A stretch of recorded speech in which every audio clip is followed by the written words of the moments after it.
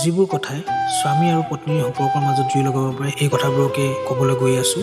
আমাৰ ভাৰতীয় সংস্কৃতিত স্বামী পত্নীৰ সম্পৰ্কক এক পবিত্ৰ সম্পৰ্ক বুলি গণ্য কৰা হয়। এই সম্পৰ্কৰ শক্তিৰ ওপৰত গোটেই পৰিয়ালৰ ভৱিষ্যত নিৰ্ভৰ কৰে। আচাৰ্য চাণক্যই তেওঁৰ নীতিশাস্ত্ৰত এই পবিত্ৰ সম্পৰ্কৰ বিষয়ে বহু কথা কৈছে। তেওঁ এই স্বামী পত্নীৰ সম্পৰ্কটোক শক্তিশালী কৰাৰ উপায়ো উল্লেখ কৰিছে। লগতে কিছুমান কথাৰ পৰা আঁতৰি থাকি এটা শক্তিশালী সম্পৰ্ক স্থাপন কৰিবলৈ উপায়ো দিছে। আজি আমি এনেবোৰ কথাৰ বিষয়ে জনাম যিবোৰ প্ৰতিজন স্বামী পত্নীয়ে পৰিহাৰ কৰা উচিত, অন্যথা তেওঁলোকৰ সম্পৰ্ক বিনষ্ট হ'বলৈ সময় নালাগে। আহক তেনেহ'লে পলম নকৰি এই কথাবোৰৰ বিষয়ে ভালদৰে বুজি লওঁ। আনৰ সন্মুখত বদনাম নাগাব। স্বামী আৰু পত্নীৰ মাজত মনোমালিন্য আৰু মাজে মাজে কাজিয়া হোৱাটো স্বাভাৱিক কথা, কিন্তু ইজনে সিজনক বেয়া বুলি আনৰ সন্মুখত দুখ ক্ৰুটিবোৰ দেখুৱালে পতি পত্নীৰ সম্পৰ্কত বিৰূপ প্ৰভাৱ পেলায়।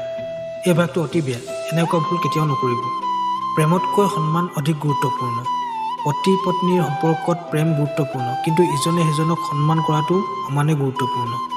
সদায় মনত ৰাখিব যে সকলোৰে সন্মান আছে। সম্পৰ্কত সন্মানৰ ভাৰসাম্যতা বজাই ৰখাটো অতি গুৰুত্বপূৰ্ণ।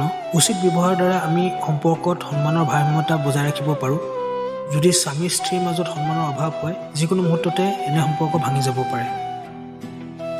সংগীৰ প্ৰতি ভৰসা। আপোনাৰ সংগীৰ প্ৰতি ভৰসা থকা অতি প্ৰয়োজন, কাৰণ স্বামী পত্নীৰ সম্পৰ্কত যদি ভৰসা নাথাকে তেনেহ'লে সেই সম্পৰ্কত কাজিয়া লগাৰ সম্ভাৱনা থাকে, লগতে সম্পৰ্ক ভাঙি যোৱাৰ আশংকা থাকে। সেইবাবে আপোনাৰ সংগীৰ প্ৰতি দায়িত্বশীল হোৱাৰ প্ৰয়োজন আছে, যাতে সন্দেহৰ বীজ সংকুৰিত নহয়। সুখ কমিবলৈ নিদিব। সুখ আৰু দুখ দুয়োটাই জীৱনলৈ আহে। স্বামী পত্নীয়ে সুখ আৰু দুখ দুয়ো সময়ত ইজনে সিজনক সহায় কৰা উচিত। দুখৰ সময়তো সৰু সৰু আনন্দ বিচাৰি তাক উপভোগ কৰিবলৈ নাপাহৰিব। এনে কৰিলে আপোনাৰ দাম্পত্য জীৱন শক্তিশালী হ'ব আৰু নানা সমস্যাৰ মাজতো জীৱনটো সুন্দৰ হৈ থাকিব। আশা কৰোঁ দাম্পত্য জীৱন আপোনালোকৰ সুন্দৰ হ'ব। আপোনালোকে এই কথাবোৰ সদায় মনত ৰাখিব আৰু পালন কৰিবলৈ যত্ন কৰিব। ধন্যবাদ।